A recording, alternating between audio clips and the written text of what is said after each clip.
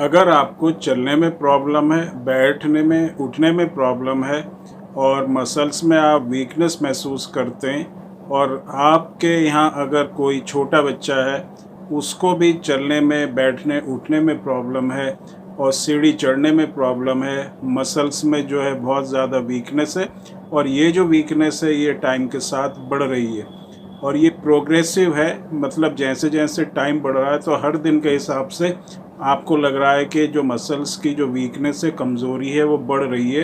तो इस तरह के अगर सिम्टम्स दिखाई देते हैं तो ये एक इशारा हो सकता है मस्कुलर प्रॉब्लम या जिसको हम मस्कुलर डिस्ट्रॉफी कहते हैं। ख़ास तौर में अगर हम बच्चों की बात करें तो बच्चों में ड्यूशन मस्कुलर डिस्ट्रॉफी में इसी तरह के सिम्टम्स दिखाई देते हैं। बच्चा जो है बैठ के उठ नहीं सकता, चलने में प्रॉब्लम होती है, चलते चलते गिर जाता है। उसके साथ जो है जीने पे चढ़ने में और जीने से उतरने में भी उसको प्रॉब्लम होती है। नीचे जब बैठ जाता है तो उठ नहीं सकता या फिर घुटनों पे हाथ रख के उसको उठना पड़ता है। इस तरह के सिम्टम्स हैं। तो ये एक तरह का, जैसे मैंने अभी बताया, इंडिकेशन है कि मस्कुलर प्रॉब्लम है। लेकिन इसको कंफर्म हम किस तरह से करेंगे? मस्कुलर डिस्ट्रॉफी कौन सी ऐसी जांच है जिससे हम पता कर सकते हैं कि बच्चे को या किसी बड़े को मस्कुलर डिस्ट्रॉफी है?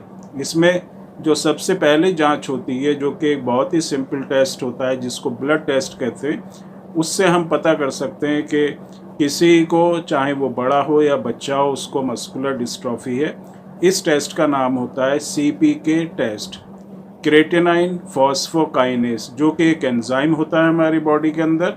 और ये जो एंजाइम है, ये जो मसल्स के अंदर किसी भी तरह की अगर कमज़ोरी आती है, उसके अंदर किसी तरह का रप्चर होता है, टूट फूट होती है, तो उससे ये एंजाइम बन के ब्लड के अंदर आता है और इसका लेवल ब्लड में जो है बढ़ जाता है। तो ब्लड टेस्ट से अगर इसका लेवल बढ़ा हुआ है तो उससे आप पहचान सकते हैं या पता कर सकते हैं कि मस्कुलर डिस्ट्रॉफी है। ज़्यादातर अगर इस तरह के सिम्टम्स हैं और CPK लेवल बढ़ा हुआ है तो इससे बहुत हद तक ये कंफर्म हो जाता है कि बच्चे को या बड़े को मस्कुलर डिस्ट्रॉफी है।